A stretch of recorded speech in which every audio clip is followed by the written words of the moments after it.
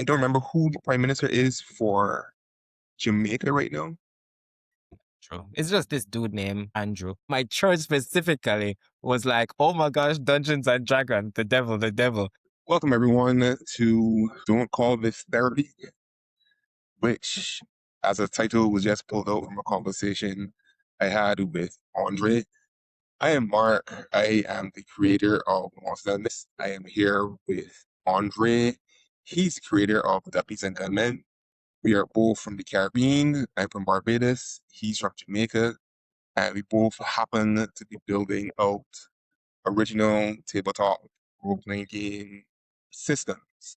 So, in a conversation we had just today, we realized that we both kind of have a similar Challenges. problem Yeah. where we're talking endlessly to the people, in our circle, our network, our friends, our family, and they Like, might get a bit tired of that. So we're kind of taking this conversation on the road or the internet, so to speak. So I want to give Andre a chance to introduce himself, tell you a little about Duppies and Gunmen. I'll do the same afterwards, and then we're just going to have a conversation about creating a TTRPG in the Caribbean. What's that like? The realities, how you suppose, venting, any of that. So here we go. Over to you, Andre. Maybe tips for anybody who wants to try it. Because we have a lot of unrepresented islands here. It's true. Like, It's just Jamaica and between Barbados. Jamaica and Barbados alone, dozens of islands, So much more that can come out and pull them weight in the TTRPG space. But I am Andre from Tabletop Jamaica. I have been previously D&D Jamaica, where I started recording Dungeons and Dragons podcasts, and then it went to Dungeons and Dragons YouTube videos, and then I started doing other games and started making games, which led to like Duppies and Gunmen. So we changed to Tabletop Jamaica. And then I started reaching out across the Caribbean Sea, being like, who else is doing this? I think I always was looking, but right after I finished the first legwork for Duppies and Gunmen, I started like, okay, I looked when it just started, but let me look again. And then right where Caribbean tabletop role-playing games popped up, I started seeing Monsters and Myths. So I was like, let me reach out to them. And that's how Marc and I started getting connected in the whole tabletop discussion. But we did it independently of each other in like such a short space of time, because I remember Duppies and Gunmen, I'd started uploading videos for that. And then within just a few months, I started seeing something else pop up for Caribbean tabletop role-playing, and I'm like, wow, Barbados is in on this too. I was alone, I think, at the start of the process, but like very, very soon realized that no, even though we would have been working in a silo, the world is actually pretty small.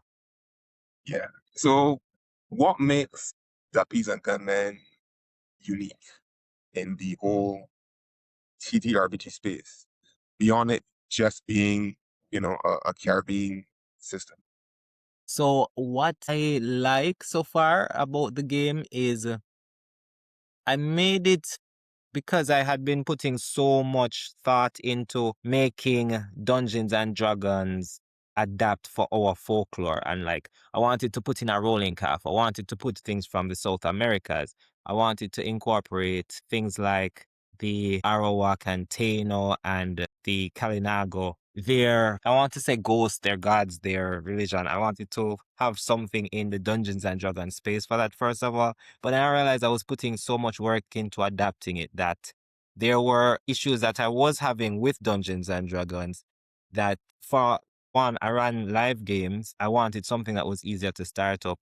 There was something with the turn economy that always made it feel like certain classes had more turns than others, or had more things that they could do on their turns than others. And so I started, and it was with the suggestion from Frank from the Jamaica Roleplay Game Network, because he was talking about a Caribbean made game. And I was like, well, I've been putting so much work into Dungeons and Dragons and making us fit into that world. Maybe I can just make a world that it's made for, like folklore. So I could just I started plugging in folklore from Jamaica, but then I realized there's a lot here, but there's so much more that can be adapted. Jamaica is not the only underrepresented community in the space of fantasy. So I started Yeah. looking at other Caribbean places. So I did end up looking at like Trinidad and then Barbados, and then Haiti is so full of things that are folklore.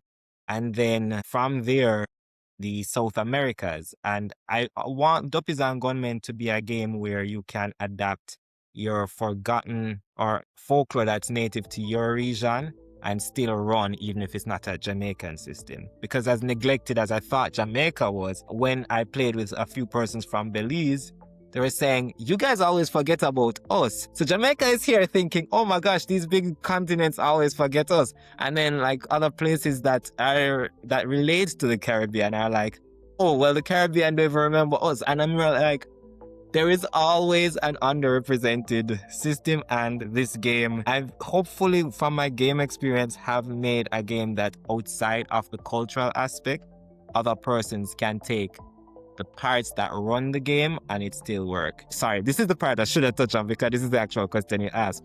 So it's easy to start. Because I run so many live games, I had to like streamline the process of character creation, because I'm going to end up referencing Dungeons and Dragons a lot. Dungeons and Dragons, when I run live games for new players, it took like an hour just to set up a character. So the first thing with Duppies and Gunmen, it had to be able to start a game within like 5-15 minutes, just from choosing your class, your subclass background, and that's it, and you start. Actually have the goals written down. So 1, it should feel Jamaican but be internationally accessible. 2, should be quick and easy to create a character from scratch and start the game within a half an hour space. The game shouldn't take more than 2 minutes to summarize. So Duppies and Gunmen is a game where you play as regular classes, regular occupations, ordinary people in a supernatural world. The game shouldn't take more than 2 minutes to summarize, right? Math should not be more than you can count on 2 hands. So I stuck with that dice. I don't want anything to be like more than 10. Like I don't want you to have to be like doing a triple digit math. So you roll D8s for everything, and you don't roll to hit and then roll to attack. If you get a really good hit, like a crit, so I wanted high rolls to feel like high rolls. So if you roll really well, that is your roll, that's your damage, that's basically everything. And then I stick to sort of 1 dice, so that's the D8, but I ended up using more based on feedback from other persons after testing it. Items and abilities should be clear, so I don't want you to have to keep referencing things all over the place. Yeah, and that's it, because it's the same rule for character sheets, having everything in one place, monster sheets having everything in one place. And the combat should be able to be resolved fairly quickly. That's a huge part. So that's why I didn't focus on high HP blocks. I realized that you can keep a lot of tension in games by having the persons feel human, even if they're doing amazing things. I didn't want you to have to be chipping away at players' HP, and I wanted persons to be able to just know exactly what they're doing on their turn. So I split the actions into the major action, the quick action, the movement, the communication that everybody can do, plus the reaction, just to ensure that you have the things that are broken down in your combat. And then the game, the final rule that isn't written down here, combat is a huge part of the game, but roleplay is an aspect that I wanted to balance as well, because I didn't want you to feel like you had to fight to level up or gain XP. So you just gain experience from dice rolls. If you roll 1, the lowest on the dice, you mark experience. If you roll the highest on the dice, you mark experience. That way, even with a conversation or trying to pick a lock, you're gaining experience, even if you're not fighting your way through it. That is cool for so many reasons, because I am seeing a lot of the design choices you made for Duppies and Gunmen kind of like parallel with some of the choices I made for Monsters and Myths. So, all right. So for me, Monsters and Myths, I didn't come at it from a tabletop role-playing game experience. I actually started the process and I made a note of it. Like February would mark like 3 years that I was working on it. And I only know that thanks to Cooldowns and being able to look at the project history. Like when was the first document created? So I started Monsters and Myths really because I wanted a magic system that I could write novels around. I spent the last, I'm not even sure how long, reading a lot of lit RPG and game lit, which for me, I like to read, but game lit and lit RPG was like that perfect crossover between like novels and games. So I read literally probably hundreds of game lit and lit RPG stories on Royal Road, on KU, Amazon, KDP, that kind of stuff. So I was like, all right, I want to write a story, but I want to have a magic system. And I've been on this whole rabbit hole of trying to figure out what the magic system is. And it wasn't until, let me see, late 2024, maybe early 2025, that I really looked to say, all right, how do I make this? And I looked at everything I had. I had this whole multi-tab spreadsheet listing, skills, listing traits, listing ideas. I was basically using a Google Sheet as like a scratch pad to lay out all kinds of ideas that go through all kinds of like different iterations of stuff. But at the end of it, I looked at it and it's like, I think I brought more than a magic system here. Maybe this is something that, would have legs beyond just a book magic system. And I look back, like just before COVID, I had started playing tabletop for the first time. So it was like Dungeons and Dragons. I was heading over to this guy I met. How did I meet him? I don't remember right now. But I went over to his house on like Sundays, spending like 2 hours playing through a campaign. I bought my first set of dice as an adult. Sheep was that line from Batman now. That being said, I don't remember. But basically, as a grown man, that's when I first started getting into tabletop. And I really liked the experience. So then it was a funnel towards, making my own. Ended up crowdfunding as part of this whole like community, giant crowdfunder on BackerKit last April. That was cool. Very validating. Like out of the number of people who bought the campaign, only one person was like a friend. So I thought that was pretty cool. So a bunch of strangers from different parts of the world like the concept enough, and they're like, yeah, we'll buy this, help make it happen. So that was fun. But then, thanks to you and Alistair from Jamaican and a couple of other players, that was really the catalyst for the transition from Monsters and Myths E to 2E. You guys gave a lot of great feedback, so it ended up being a lot faster, a lot more lethal. All the fights are quicker, no real HP sponges, that kind of stuff. So that kind of interaction, meeting you and the others from TTRPG Jamaica has been really fun. So about Monsters and Myths in a nutshell, it's a system. It started as a system, so I added the world building stuff later. But there are 4 domains: biology, technology, mysticism, and mastery. One of the design choices I made was, instead of like D&D, where your attributes are, in this case, traits are static, everybody have the same strength and constitution and that kind of stuff, you get to pick your 6 traits from across 4 domains. And each trait has like 9 skills linked to it. So you end up with potentially 180 something skills to choose from.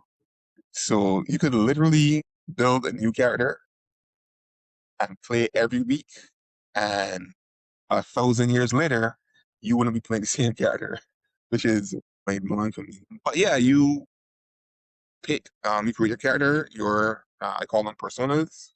you face off against a bunch of different Caribbean folklore characters: Hags, Sukions, Rolling Calves, Heartmen, all that kind of stuff. There are no dungeon, well, no, there are no dragons. There are no elves and orcs, that kind of stuff. Instead, you've got either like high tech uh, enemies like drones and that kind of stuff, or you're facing creatures and entities from Caribbean folklore.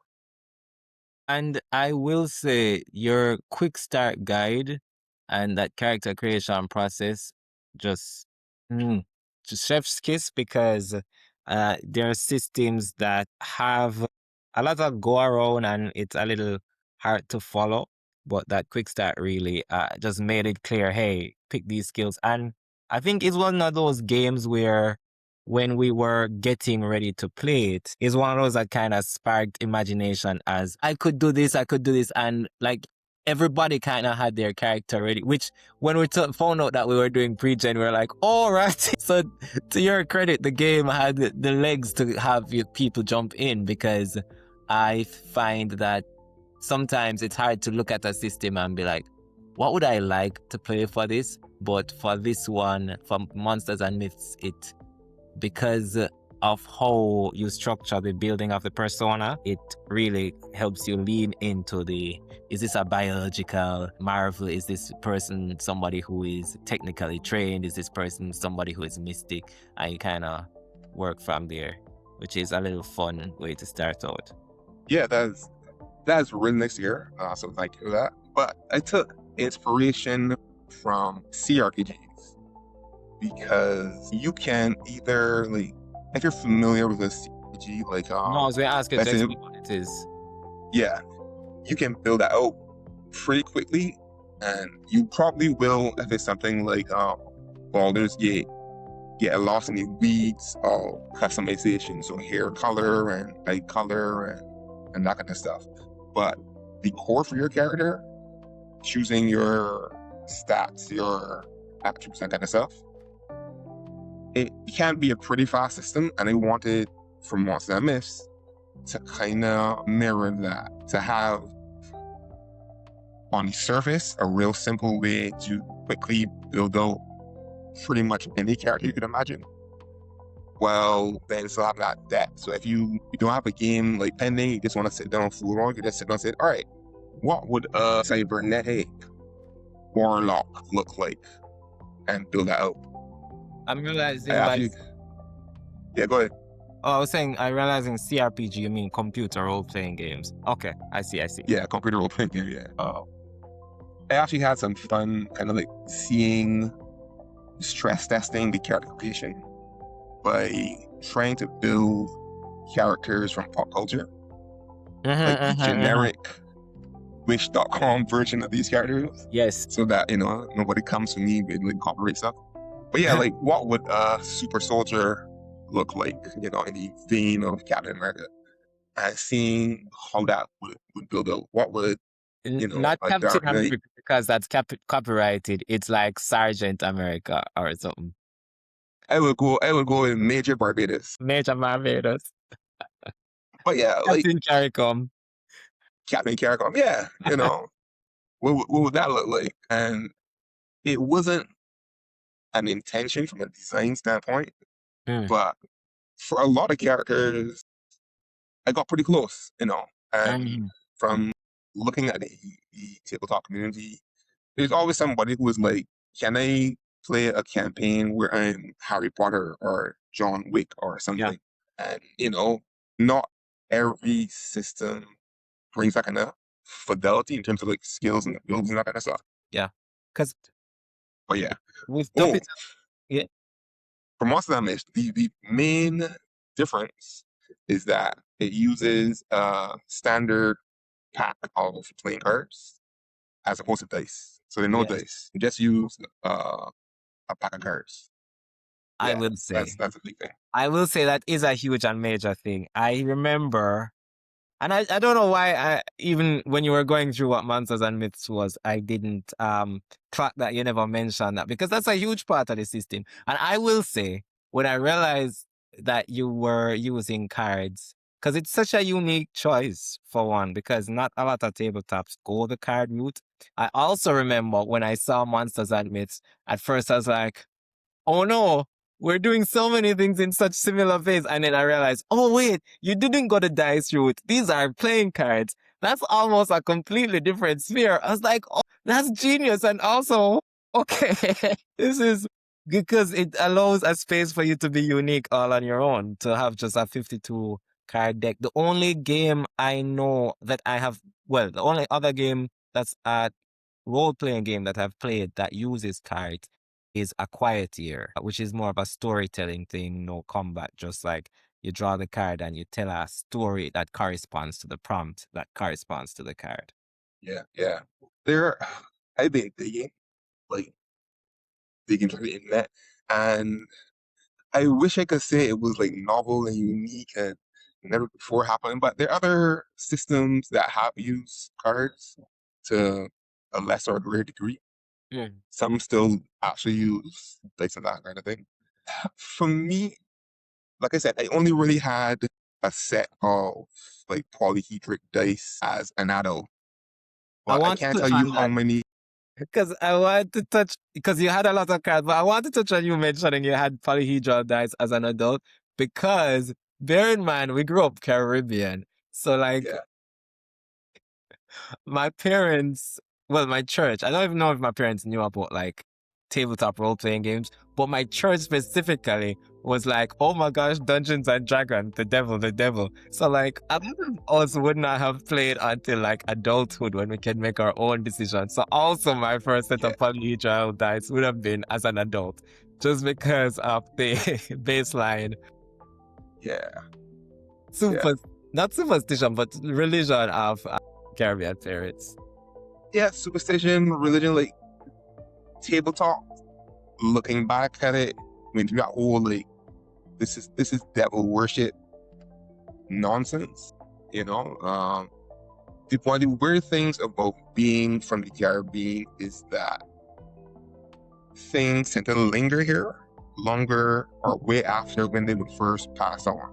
So yeah, broadly, like D&D had this whole, being seen as devil worship by like parents. I think like it was the 80s. Like that kind of stuff still filtered through the Caribbean and lasted like way longer. I remember growing up and not being able to watch Thundercats because that was seen like, oh, this is like devil stuff and blah blah blah. It's like I think it's a cartoon, So yeah, that's definitely a factor of it. For me, dice was kind of limited to like D6, and for like very specific instances like Ludo or Snakes and Ladders or Monopoly. It wasn't even past like the whole devil worship thing. Dice were seen as like a gateway into gambling. And then from gambling, you go to drugs, and then you're a vagrant on the street, Constitution and then murder, breaking into people's houses. Yeah. So yeah. The Caribbean mindset is over theft and went to murder. weird. You're right. Theft does come before murder. But I mean, funny enough, I think some of that lingers with me individually, because I do remember being put off a little by games. Because even Dungeons and Dragons has like a lot of reference to gods, and I don't do that as much in my campaign, like gods and devils and so, because it does. They do reference it a lot of TTRPGs. But the fun thing about creating your own or running your own games is that you get to decide how much of that filters into your system, if any at all. So, I mean, yeah. For me, for Monsters and Myths, I went through when I started getting into the actual world building. I actually did this whole like creation story, but it wasn't. So at the core of it, I had this well thought even before, and I kind of like fed into Monsters and Myths.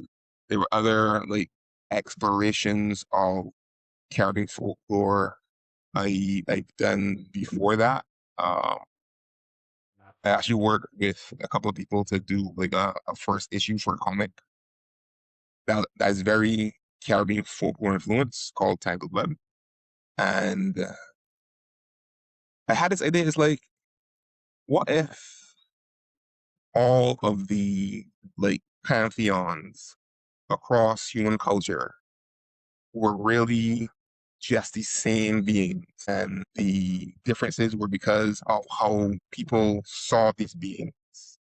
So, like from the Caribbean, we are seeing this, trickster archetype as like a Nazi or Brer Rabbit, that kind of stuff. And somebody from indigenous to America would be seeing it as Coyote, you know, the Norse, Loki, that kind of stuff. You had touched on that a little in your run of Monsters and Myths. I did Yeah, remember you had Anansi as Loki, like interchangeably. yeah, that. So it wasn't for me trying to like get religious or anything. It was just looking at humanity, cultures across humanity, and seeing a lot of similarities. Narratives, yeah. You know, like Greek and Roman, a lot of the gods are pretty much the same thing, just different names. Mm-hmm. So that's kind of where that like uh, another influence there was looking at the world. I think that the world is kind of basic, not gonna lie. But then when you read like the Bible or like mythology or whatever, you're seeing like all this magic adjacent stuff. You got a guy with like long hair killing armies with the jawbone of a donkey and all sorts of wellness. Does sound like a great campaign. But cause I realized, oh, go ahead. Yeah, go ahead, go ahead, go ahead.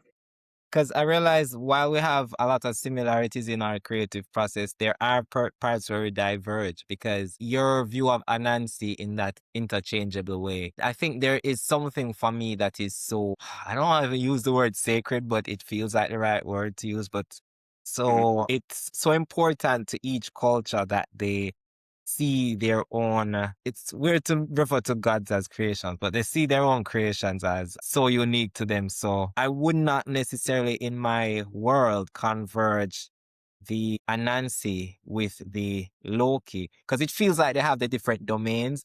But I do notice that trend in terms of a lot of cultures having these archetypes, especially because I realize along the Caribbean, and I was doing a lot of the research for the monsters for the game, there is a trickster. There is so it's usually this sort of male trickster or male to gender neutral type of trickster entity. There is the seductress. Sometimes it leans male, but there's always this temptress that is involved. And Yeah, then there's just this beast. There's just something that destroys. So there's something that tricks, that's something that seduces, and there's something that destroys. And then most cultures also has this thing that like watches over and keeps safe. But those keep coming up in different ways from like the seductress being like a mermaid or the horseful woman or like the happies or the what's that thing? I don't remember the name of the thing that is like a S word but it's slipping me. But and then the tricksters being as you say like Loki or Anansi. But it's very weird how, as you say, it's basic and converges in certain ways. yeah. Like I don't wanna. I'm not trying to like step on anybody's like systems and stories and stuff because Monster and Myths is very much centered in the Caribbean. I am not trying to say, all right, this is the myths from Japan or the US or whatever. It's very, very Caribbean centric. It would be cool if like they could link up with somebody from like the US and they have like a Monster America US version, but that's a whole different thing. One thing I want to ask you though, since you also would have been doing a lot of deep dives into Caribbean folklore characters, and this is probably a tangent, but what is the deal with women in Caribbean folklore? I'm not sure. So I've noticed there are a lot of female folklore character archetypes, and they're all dangerous as fuck. I think, yeah, I think you have a good point because um, even though I touched on the main three that I kept noticing, there is also the archetype of the hag. So there's the temptress, and then on the other side of it is the hag. I think it's like three major steps in like the life of a woman, where the young, I don't see them. Maiden, the Yes, maiden, the something, and yeah, the maid, then like maybe the seductress and the crone, something to that effect. The temptress maybe. But I think, well, okay, there's something very real that I realized in the research for these, and it was the horrifying realization that a lot of the folklore characters that we make up are set to be scary and these big, out of the ordinary, weird things. But what was clear, especially in places that still practice a lot of the superstition around, oh, this person might be a witch, oh, that's a lycanthrope. What was really scary was how public perception and how rumors and myths can whip a crowd into a frenzy. And that yeah, hope would be like the most scary thing. So I think words like the hag and the seductress and so were used in a way to make to point fingers basically in a lot of cases. Yeah, she's the witch that cursed our crops. Oh, that's the temptress that is out to. I think that was mostly to scare men into being faithful. Like, oh, don't talk to a woman down the road because she might have a horse foot and drag you up. blessed. Yeah. So like that's when I was making the factions, I realized while the spirit is like a major part of the game, one of the scariest monsters or the strongest monsters I ended up putting in were like just a crowd. A crowd of people, just I gave them a HP block, a strength thing, where once people are kind of whipped into this frenzy and move as one, you can use it as a kind of stat block that There was a monster, a cabin folklore creature that I came across. I was just like that. What is it? no, I don't mean like a conglomeration of things like a human flesh golem. No, not a flesh golem. There's actually is it from is it from Belize? I got so many notes to dig through. But there was one cabin folklore entity where its whole thing was kind of like manipulating crows, and I think also spreading disease. Am I mixing those two things up, That sounds or is that the amazing. same thing? Like, no, you're absolutely right. So cabin folklore, especially as an oral tradition, was very much about cautionary tales and kind of like making complex things simpler to understand. Yeah. And I really feel like that is consistent across folklore, across cultures, folklore, fairy tales, that kind of stuff. Conspiracy There, theories. conspiracy theories, yeah. If I find it, I'll let you know. But yeah, there's a particular creature like that from Carolina folklore. I still want to say Belize or Suriname, but don't quote me on that. Mm. But yeah, like is the thing that really appealed to me about Caribbean folklore is one, I think the characters are really cool and they're both unique and universal in a lot of ways. Yeah. Like the Sukion is like a mix of a witch and a vampire. Mm-hmm. You know, we have like Lugaroos, which would be equivalent to lycanthropes, but we don't Yeah. have wolves in the Caribbean. So, you would hear the stories about how they turn into all sorts of different things like dogs, cats, Mm-hmm. um, bulls, you know, uh, a bunch of very distinct abilities, I think, which completely like captured my imagination.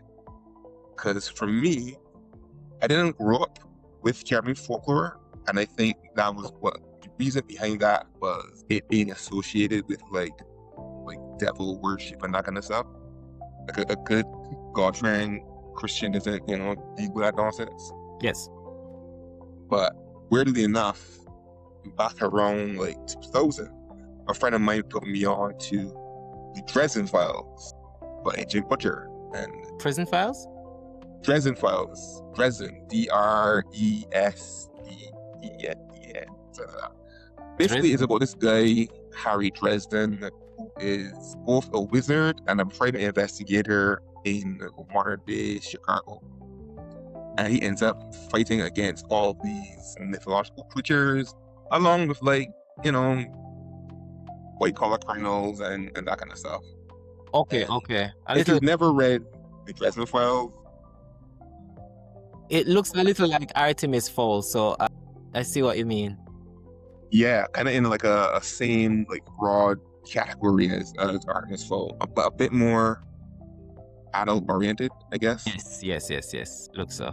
But I read it, and as much as I was enjoying it, my thought was, what would something like that look like from a Caribbean perspective? You know. And sometime after that, I went to the public library, and I was frustrated initially because at that point, like the early 2000s, I wasn't finding like a lot of Caribbean prose fiction in that kind of vein.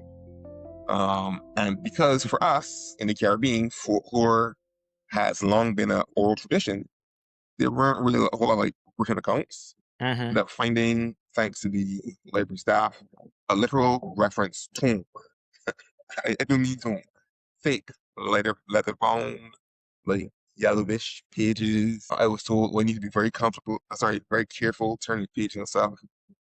But inside there were these accounts written by like a priest or something about these. Think a priest mixed with the X-Files. There was a Duppy, yes, there was a priest that came here and wrote about the exorcisms that he did. I don't know if it's the same thing that I saw online, but there hasn't been a priest that I looked into and it's like, oh, there's so much information on Duppies here. I had to put it down because I needed to research other creatures. But like, yeah, there was a priest that was like, oh, there's a knocking outside my door at this time. I talked to this person and then they were just in my room for like, yeah. Yeah. Like one of the accounts that stuck in my head was about this blue jacket. In broad strokes, there was this actual plantation in Barbados, either in St. John or St. Joseph, I think. And they had this pond, but there was this blue jacket that kept appearing in the pond. And no matter how they like, if they get like a little dinghy and fish it out, if they drain the whole pond, the jacket just kept reappearing. And I was like, that is creepy, yes, but Yes. that's kind of cool. And I was very excited to realize that in Barbados for sure, and across the Caribbean, we've got a bunch of cool stories that are every bit as thrilling and chilling as like vampires and werewolves and witches. So yeah, because from there I guess it hooked. Yeah, because I think there's some Caribbean countries that been pulling some heavyweight when it comes to like the amount of folklore that they've been putting out. I know Jamaica has like Rolling Calf, River Mama, Old Hig, and then like 3 or 4 others that are specific to locations like Lover's Leap, Rose Hall, and so on. But Barbados also had like a steel donkey. I think that was you guys. Yeah. And so you guys had a few as well. Trinidad with the Duane and so Haiti with they came up with zombies. So like that's amazing to me. And then Bahamas has like this big shark tentacle creature. I think that's Bahamas. Yeah. Like a mix between a shark and a squid or some wellness. So there's some countries that just be pushing these out. Like yeah, like I remember seeing this like topic online, like what fictional universe do you think you could survive in? But Caribbean folklore is, nah, boy. Yeah, I mean, we've been saying Jamaica is not a real place. I don't know if you guys are the same over there. We say that about Barbados a lot. Actually, at one point, the official like tourism tagline was Barbados just beyond your imagination. But yeah, I remember I'm watching this Paul Keynes Douglas. I don't remember which one. I want to say Trinidad, but he had this whole, and I found it on YouTube, this comedy set where he was talking about, kind of like poking fun at Caribbean folklore and the different perspectives from the island. Islands. And he made a point that I really couldn't dispute, where for Barbados, our unique folklore characters are the steel donkey and the Heartman. And the steel donkey is literally what it sounds like. A donkey made of steel, you know. The Heartman is wild because even for a country as small as Barbados, there is a northern variant and a southern variant. We have the Black Heartman. So we You got might a have. Heartman Jamaica too? Yeah, yes. I remember when I was looking up the Black Heartman, another Caribbean country had it. You guys might have been it, or it did start with a B, but I couldn't remember if it was Bahamas or Barbados. This man in a car Barbados stealing is children's hearts. something about hearts and sacrifices and John put sacrificing on his children. And yeah. I wish I could remember all the details right now, but from what I remember, and if you're watching this on the internet, please don't crucify me, but it was something to do with at least one of the variants about sacrifices in a cave somewhere in Barbados. Actually, this guy, Matthew Clark, he is a kick-ass illustrator, and he did, I think, a 2-volume novel series called Heartman. Creepy stuff. Creepy stuff. Send But that. yeah, But funny enough, for the Black Heartman, that one is sort of one of the ones I heard growing up, only because my mother, because of where they grew up in the country, had that story being told to her when she was going to school. So it was like, get home, don't, like, if somebody in a black vehicle, don't, like, stop and talk to them because they might cut out their heart and sacrifice. I think it was something like that he had given his heart to the devil, and no, he was just fine. It's fascinating to hear that, because at least one of the variants of the Heartman in Barbados, I don't know if it's north or south. Actually, no, both of them are tied to cars. I think one of them drives this big black, like, hearse-like car, and Yeah. the other one drives a red car, a smaller car. And yeah, there were, so part of it for the Heartman was based on, like, supposedly this actual crime that had, like, these called flavorings and, like, sacrifices and that kind of stuff. But part of it was a cautionary tale, like, don't talk to people, strangers in cars. Mm-hmm. So for you, for Duppies and Gunmen, is there a particular genre Yeah, for Duppies and Gunmen? there is. Before I answer that, the Dresden Files does have a role-playing game. So I feel like on our to-do list at some point, Dresden Files role-playing game.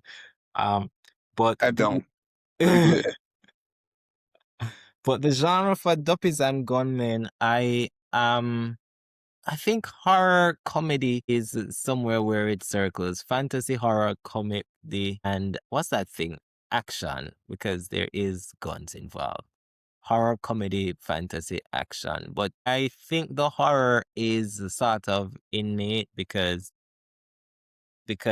yeah, it's a lot of things that go bump in the night. Like the very premise of why it's called Duppies and Gunmen is based on this song where it must be a duppy or a gunman, where this man just hears this noise in the dark and kind of goes off running. And it's because at that time in the night, there's so many unknowns that no matter what is making the sound, the fear is going to be there because there are so many things that can harm you. Even if the duppies that you're thinking of and imagining don't exist, there's the risk that it is a person that is out to administer harm. So it's that it touches on that fear of what is out there, what is going bump in the night. So there, it leans a little into that horror, and yeah. For Monsters and Myths, coming at it like systems first, I would have said things like science fantasy, for sure. Folklore, for sure. Caribbean folklore. And horror, like you said, Caribbean folklore is very much horror, like, flavored, or horror coded. Mhm. You have heard, like, about the original grim fairy tales versus like the Disney-fied version, but the original Caribbean folklore stories are very along the lines of like grim tales, the young would lure men um into forests and stalk them to death. That is very very explicit. It's a lot of death and kidnapping in Caribbean folklore. A lot of death, a lot of seeing women as very scary, but also very alluring, very seductive. Feel like there are a lot of females are pretty well represented, I think, in Caribbean folklore. And I'm not like a historian, sociologist, and like that. It kind of would be cool to get kind of perspective on it, but there are a lot of female characters and creatures in Caribbean folklore, and to me that seems significant. I don't know if it actually is. That's a fair point because yeah, I think what it is even though the European view at the time didn't give much, I want to say reverence to well, then again, I was going to say they didn't give much reference to women historically, but I realized that a lot of the representation it swings to the more negative. So it's this childless old woman or it's this pregnant woman that lost her baby and then wants to take other people's baby, or the seductress, as I said, that just wants to lure men. So I don't think many of them would pass the bed shell Yeah, test, but there are a lot of them, and it is kind of weird that this is how they are memorialized because these is never just this ghost is then again there is sort of the idea of the saint where this ghost is just this protector like Mama Loa, and so there's a wide range of it. Wide. So for you, for Duppies and Gunmen, what is the experience that players are supposed to have at the table? Touching on like the comedy aspect of it, because there was a point in which I was trying to make everything feel realistic, but then realized that it feeling realistic and real world isn't necessarily true to how it feels when a Caribbean person tells a story. Like, oh, me flick over the hill and me a tumble for about 2 miles before, like that sort of exaggeration and so. So I realized that if I leaned into how it feels to hear a second-hand story from like a Jamaican over the news or so, like this criminal escaped into nearby bushes. So it became a thing where criminals, and you play as people like criminals, politicians, artists, athletes. So you get to kind of live in the world as these big personalities, but you get to just like experience it not too realistic, but in the way that a Caribbean person might tell you a story. So you get to do these like comedic things that a politician can straight up just tell you something never happened, and you as the has to be like, it didn't, I take it back and just move on with the story. So I think the choice eventually to lean comedic really helped me in the motive. Just make a game that's fun. Like there's a lot of things that ground it in the real world. There's a lot of time that was spent on like how gravity should work, like what should happen if you fall, how like the health should manage. So like if you get hit with a knife or a shot with a gun, like how that would translate to your mortality. So there is that little realism to ground it and keep it like, so you don't just feel like everything goes, it's free and fancy, but it also allows for you to play in the space and actually like have fun with what your imagination can stretch, even if you're not like elves and orcs and so just like regular humans traversing. I think beyond the obvious Caribbean folklore influence, I think I wanted just to play in the sci-fi space. I published like a couple of comics, graphic novels, that kind of stuff, and I never really got to do a sci-fi story. Something that kind of spoke to like Star Wars or Star Trek, that kind of fantastic, or even comic books, Superman, Spider-Man, that kind of stuff. Stories in that kind of vein, more so than say like high fantasy. So it ended up being this mix where story-wise, like magic comes back into the world after centuries. And the world during that time, you know, took a lean towards technology and science. And because, again, for me, the question was, where's like all the magic in the world? Where's the fantastical, whimsical, scary things? The real world is a very disturbing place. Yeah, but, you know, you're not going to be like every culture has stories of magic, stories of wonder, and now the world just seems very mundane, very plain. So narratively, it was trying to create a world where magic came back, and now people have skills like characters in a video game, and trying to not to have crippling realism, but more internal consistency of what would a world like that be like. Because I think in lieu of one-for-one realism, having consistency where you know how the rules operate helps you to ground that world. So that's a good point. Yeah. Yeah. Wanted to touch on the video game aspect that you mentioned because, for one, the futuristic look and feel of Monsters and Myths, I think, does help set it apart even more from what you typically would imagine for TTRPGs, which, as you say, usually lean fantasy. So, not that there aren't futuristic TTRPGs, but the amount of technological advancement and feeling of futuristic in Monsters and Myths does also show that you have a video game experience that you're also bringing to this. One thing that showed in that video game sort of purview or the video game perspective was the way that your abilities sort of reload. Because in traditional TTRPGs, there's a lot of reference to the time, like, oh, this reloads after an hour, or this reloads after a short rest or long rest, or once per scene. But the genius of, I think, coming from a video game sort of background for it is, for Monsters and Myths, a lot of your abilities reload after a set amount of turns, which feels very video game, but it's kind of genius in this space because one of my constant obstacles and one of what I designed around, because I run campaigns where they're mostly one shot, is getting players to use their things and not feel like they're going to be punished for using the things too early or when it doesn't matter.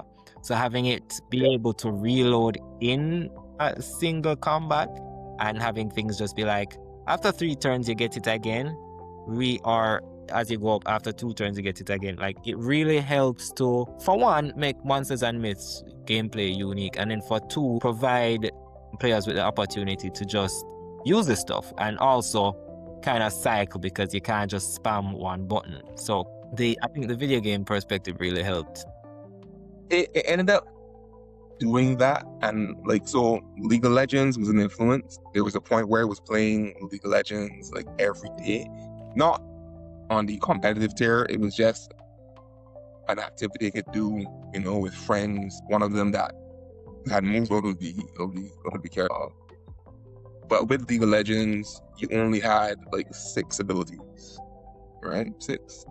I haven't played League in a while, but you had a finite set of abilities, and that was contrasted with reading a lot of Game Lit, where you have a character and they just pick up abilities doing, like, if they sneak for 5 minutes, oh, you discovered sneaking, but then when the character goes through the world, is they're charging in or blasting away with spells or whatever,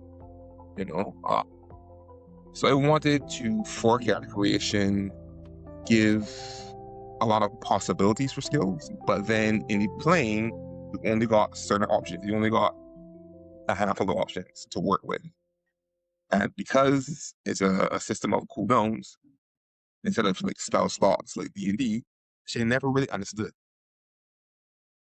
Oh no, just the fact that you said it was like spell stats, I was like, no, you don't get that. That's not how they do spell slot work. Because that calls back to like long rests and shards. Like you use your thing, you can use it as much time, but then you have to like um so y- I'm not going to go on a long tangent with them, but you get to use them as many times and with whatever you want to use. Like you can't spam one thing the whole time.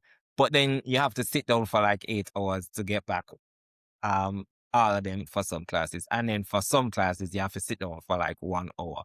But like yours breaking that mold, I think is to your credit because it for one make a more unique system, and then for two kind of solve for some of the spam issues and some of the resource hoarding issues that a game like that leads to. One of the feelings I want for people playing Monsters and Myths is to feel competent, to feel, kick ass.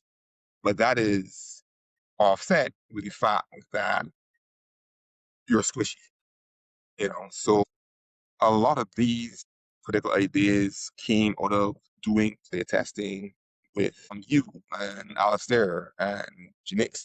I get that feedback and figuring out, does it work, does it not? Because one, even once I miss, you are HP sponges, you're doing less damage when you have HP and fights were slugging on for a while. And now you when you're playing a character or persona in Math-Averse, you kick ass like all the bots. There's no, oh, I'm a level 1 rule or whatever. And they stab a guy for 2 HP and he's got 200 hit points. Now you playing out your skills, using your abilities, but the flip side is the monsters and the myths, they're going to be using their abilities as well. And, you can't just tank a hit.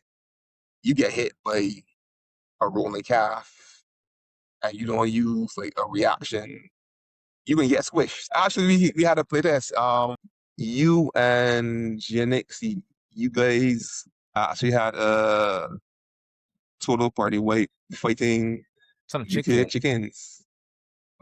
So yeah, you kick ass, but you squish in Monsters and Myths. But I want you to feel competent. I want you to feel like my persona can do stuff and have an impact in the world. And that's why playtesting is important because at first I think it's so weird when you go from the design perspective to a player perspective because at first when designing the game, I kept having this thing like, oh, they'll get this later done. They're fine if they don't do it now. I think the co-writers, Zoe and Alistair, had to literally like a few times tell me like it needs to be, as you said, fun out of the box. Like they need to start with some competent things that they can do. So even getting more skills during the start was based on somebody saying, I want more skills. And I realized that I had background and I needed to fix background at the time because some of the things that were there weren't. I would say, were a little, in some cases, I will just admit, they made a lot of assumptions like coming from a background. So, and they dealt with items. So putting it to skills instead help like fix two problem one time and then allow the players to start out stronger out of the box. And then I realized when I was playing as a player, I was like, shoot, there's so much things I want to do. I don't like feeling helpless. So it also would allow me to go back to fixing some of the stuff that give them things at the start. One thing I do fear that I may need to fix for is with because it was originally designed where the HP remains small. It was described as a popcorn kind of game by Alistair, like we are a kind of whack-a-mole situation. If and I need to test more to see if this is going to be the case or if I need to fix it in any way where with powerful enough weapons, the player might just like go down in one hit, and then the only option is like get healed, get back up, and then if they get hit again, they get down in one hit. So from a GM perspective, hearing that didn't sound like too big a deal, but then from a player perspective, when that happened and like my character is down and it's like, well, I got one hit and I'm down. It does start to form the problem of, well, there's nothing I can do on my turn, and if this keep happening, it might cut into the playability of the game. So I'll test it to see if maybe my little single digit HP gonna need to shuffle up a bit, but we'll see. Oh, my experience playing Duppies where you mentioned it before, rolling a 1, getting XP, which was cool, different. Because if you're coming from like a CRPG, like I've spent a lot of the last couple of years playing Baldur's Gate 3, but even like regular pen and paper tabletop, rolling a 1 felt like a failure, right? But with Duppies and Gunmen, you roll a 1 and you get XP, so you still get a chance at the goal. I liked the items because the items are sneaky. So my character was a gunman, and one of the items that he got was rum. And in the one shot we played, I had to look at the description of this rum for a while. I was like, why do I have rum? You're a criminal. Why do I have rum? I have to have rum for a reason. So when I read this, I was like, oh, because we were facing off against something that you couldn't shoot. It wasn't fairies attacking you. You could shoot fairies. You were fighting against some wind spirits. So it's just wind that you were fighting bullets into. But yeah, because I realized that you guys didn't specifically use the rum. So yeah, you can coat your weapons with rum because in keeping with how folklore works, rum is used to ward off spirit. And so that's the reason I give doctors salt, because they can also like make salt circles and so. Because they was that same helpless. It was feeling. It was like after the first playtest, like because designing it, I thought, well, it's fine if a mystic can shoot a ghost, but a police can't. But I'm like going back, I realized no, everybody needs to be able to have some aid. Like even if you have to like read your sheet and be like, oh, I can spray my pepper spray on my gun and shoot it at that thing. Like they need some agency. I realize. Yeah, that's something I realized from Monsters and Myths as well. Because if you look at, again, I'm gonna say D&D is like the 900-pound gorilla in any TTRPG room, but you end up a woolly box having to be stuck in a role, or you're a wizard, or you're. So then, if there's a situation where you're playing a wizard, and then any situation calls for a wizard, you get your chance your hero moment, your chance to shine.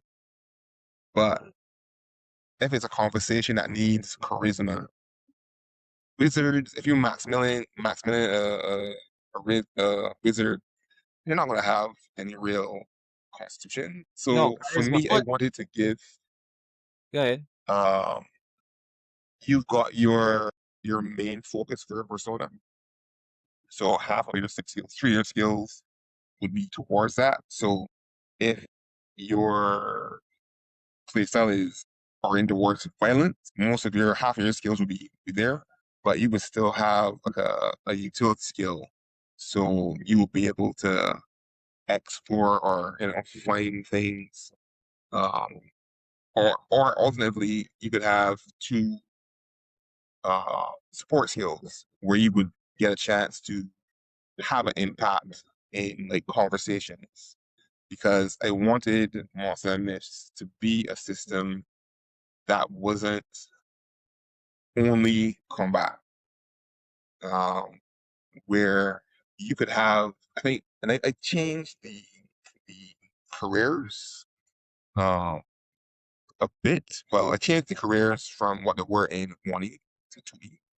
But originally, you had some career archetypes like a merchant or a diplomat, and so that if you're a GM, you can build out a scenario, a one shot, a campaign, and give your players different ways to shine, but they're not too helpful. So if they ambush and it's a fight and there's a bunch of, I don't know, giant flying centipedes coming for them, you don't have somebody who is like, oh no, I am diplomat. I can't do anything. What I will You have weapons, you have your skills, and you could pull out your handgun and crack off some shots and still have a good chance to survive, to contribute in the combat situation, as well as have your hero moment in a non-violent situation as well.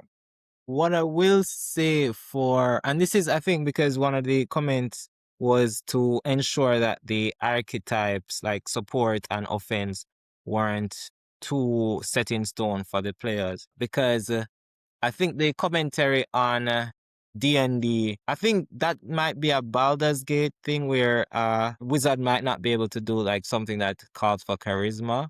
But while on paper, it sometimes looks like that when playing like in the actual TTRPG space. Sometimes it doesn't shake out like that. I usually play Bard, and in the most regular campaign that I am in, I have never once helped a social situation. You're a terrible bird.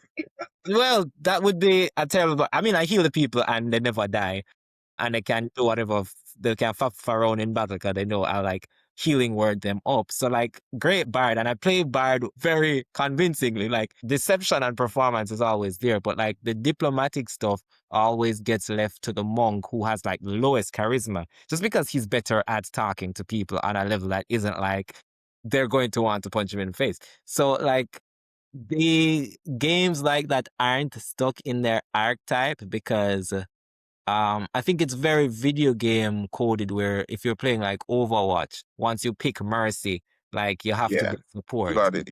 Heals. If you pick so in this case, whatever you pick at like day one doesn't really, you're not hard set to it. I mean, if you pick Cleric, there's the assumption that you're going to heal your team. But I think video games lock you in way more than TTRPGs because it really depends on what the player decides. So GMs sometimes just have to kind of plan them game and kind of put up whatever obstacles because the player that sometimes you'd expect to be the one to solve the problem sometimes doesn't step up to that, or may be missing for the day, or just like another player wants to try their hand at something, which is like why when you mentioned not being able to switch out abilities after choosing it for like naming your class support and then being locked in that, which is part of why I think it works in a video game setting, but players are like, they just come up on the day and they kind of want to do whatever because that might be a more dynamic experience for them. So again, the whole presentation space, this is called, well, don't call this therapy. And it's a conversation between two guys from the Caribbean who are both creating individual TTRPGs in the same general time, same general space. What was the hardest thing for you about creating a tabletop role-playing game in this space in the Caribbean? Well, I think it is the fact that I don't know if there's much. I've always just wondered: is there much interest in a Caribbean tabletop role playing game? Like, you'd have to, one, be interested in your culture and folklore, and then two, be interested in tabletop role playing games. And I think that kind of has put me in like this small intersection of like this small little niche. But then also, it's like, I've always been interested in ways that we can move the culture forward in, especially these parts of the culture that used to be, as you say, oral tradition. So there is a huge TTRPG space internationally. And then we have these folklore that are dear to us in that they've survived these centuries. So might as well like find a way to preserve them and bring them into like the new age. I mean, the good news about it being so niche is that there aren't a lot of people doing it. So like you get to kind of set the rules and kind of be a pioneer because it feels like we're just in uncharted territory while like other persons are like, how can I make a unique TTRPG? Like it's just there. Like all the material is just there and you just kind of for a major part of the game, I was just like documenting it. Like, okay, how would this work in this world? And I'm just putting that on paper. And like for a good amount of it, it is sort of um giving me its own inspiration. So I don't really have to worry about thinking of more things to add. I'm just kind of being um authentic to the source material and putting it down. And Yeah. that's a good part of it. How about you? For me, it is reach. Like, TTRPGs are huge, right? As a form of entertainment that existed for a while, a long while. Decades. So that I don't feel the niche aspect of it is a weakness. I think it can actually be a strength because there are people who are tired of just seeing elves, orcs, dwarves, dragons, type of thing. I think the hard part is reach, is being able to connect with people in the TTRPG space, right? And doing so from the Caribbean. Yeah. That I think those two things are the big challenge because each Caribbean island is separated by water. I can't be like, yo, Andre, let me link up this weekend and I get a bus or a train or whatever, travel for a couple hours and we link up and we run some tabletop. That's a 4 hour plane trip, Yeah. you know. Yeah. Being And online helps, but is and is the other part of our reach is being outside the Caribbean in that if you are creating a TTRPG in America or in England, there are specific events for that. Like there are specific like tabletop conventions, yeah. that you can go to. We don't have, at least as far as I know, any tabletop specific conventions in the Caribbean. And getting to one in the States or one in England is a lot. It's a huge expense. And on top of And that, it's Gen Con, you mentioned being in the Caribbean. Gen Con has grants for like other countries that are trying to go. Gen Con is this huge convention in the States. Caribbean, like both of our islands weren't on it. So just like being in the Caribbean, as you say. yeah, you I remember you messaged me and it's like, yeah, have you heard of Jack On? They bought like grants. I'm like, really? And when they went through the site, they have a list of hundreds of countries. Jamaica wasn't there, Barbados wasn't there. I wasn't surprised that Jamaica wasn't on it because like scammers and whatever. So I expected that challenge, but I couldn't believe like even Barbados like wasn't on it. So yeah. It's the flip for me. You are from Jamaica. So here's at least from the way I see it, the outside Jamaica perspective. Jamaica is seen as this giant of culture, right? Mm. And giant of like sports. So Usain Bolt is huge, and he's a this person of achievement that I think not just Jamaicans are proud of, but people from around the Caribbean are proud of. Um, Bob Marley was this huge musical icon that had this outsized impact. And a lot So of that did inspire the classes that ended up being in Duppies and Gunmen because I was thinking of what are the things where the culture has like really surpassed the expectation. And as you say, or artists like Bob Marley, or athletes like Usain Bolt, or criminals like Dudus, or politicians like Marcus Garvey. So yeah, I get that where the expectation is, well, Jamaica will have eyes on it. And it's very fair because as small as we think we are in the TTRPG space, I did mention how like other Caribbean places do feel like the attention goes Jamaica first and then like goes after to look at other places. So I get that. But we would also be excluded from the list that involves sending money because of the amount of, as I said, criminals that have impacted our culture. Being excluded, whether it's on purpose, whether it's through ambivalence, like whatever, people really love Caribbean culture. They love coming to the Caribbean for like the beaches and the food and that kind of thing. But it's really hard to make something of this thing you're passionate about from the Caribbean. So like you said, Jamaica has grants, hundreds of countries, all of the world's listed. I don't think Jamaica and Barbados for sure were not. So even if both of us decided, hey, let's go to Gen Con this year, let me apply for like one of these grants. Like the simple thing is like, nah, y'all not on the list though. You know. And it really hurts and it really doesn't help. Because then on I don't know what it's for you, but on the local level, if I say to somebody, hey, I am building a tabletop role playing game that uses cards instead of dice and is built around Caribbean folklore, and yeah, oh, that sounds cool, but how you gonna make money? Yeah. You know?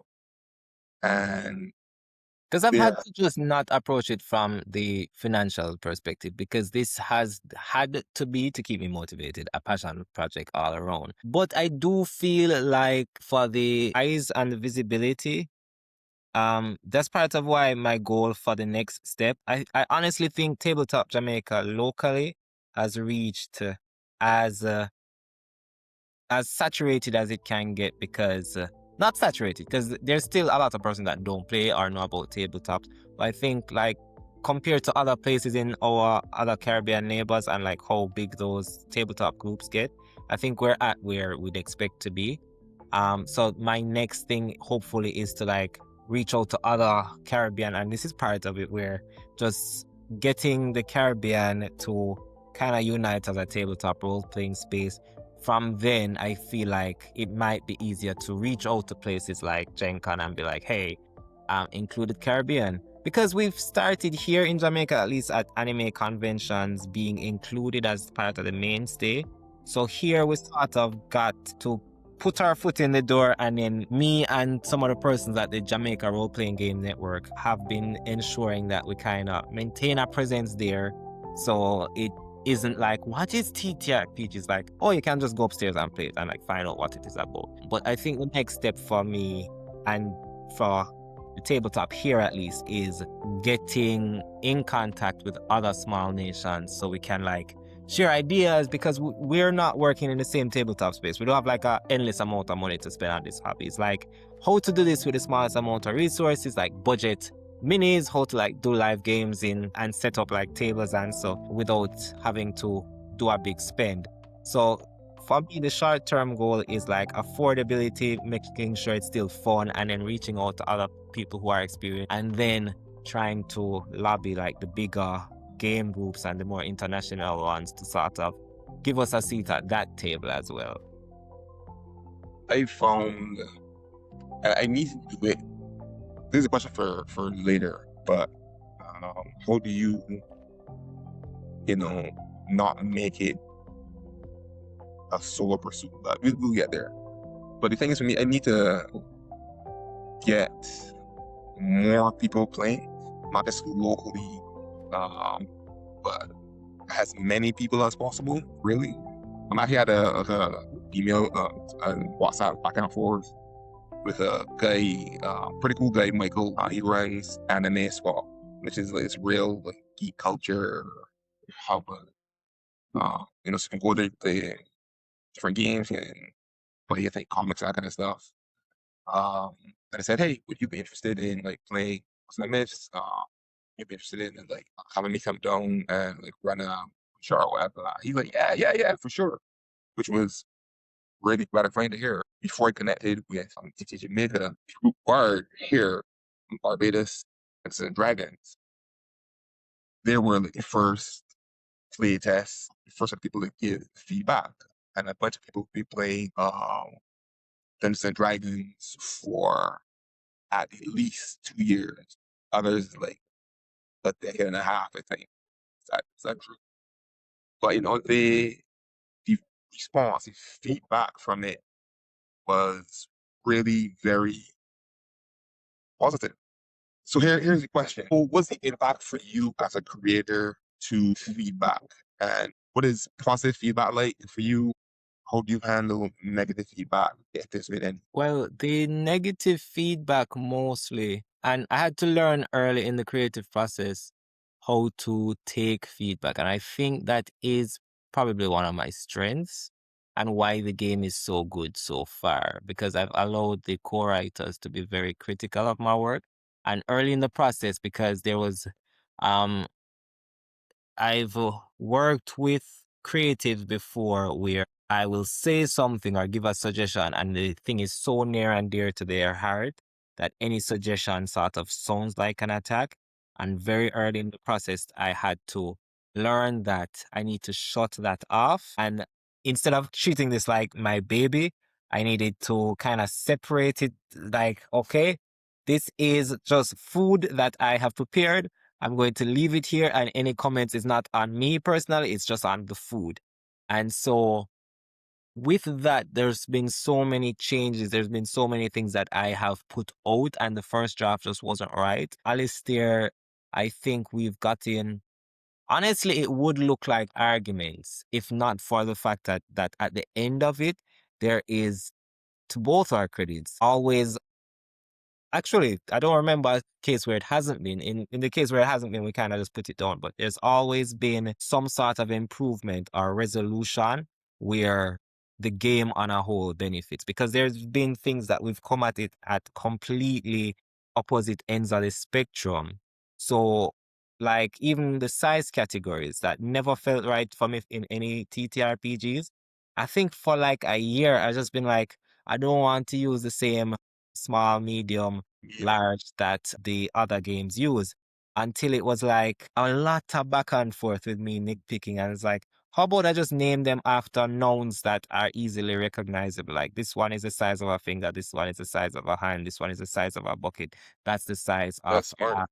cattle. And so like that came from like literally like a year of keep going back to it, even just the words that we used to describe what those were. Yeah, even the most recent, I think, disagreement like that. The most important one, I think, was like I wanted only to use the D8. I only wanted one dice.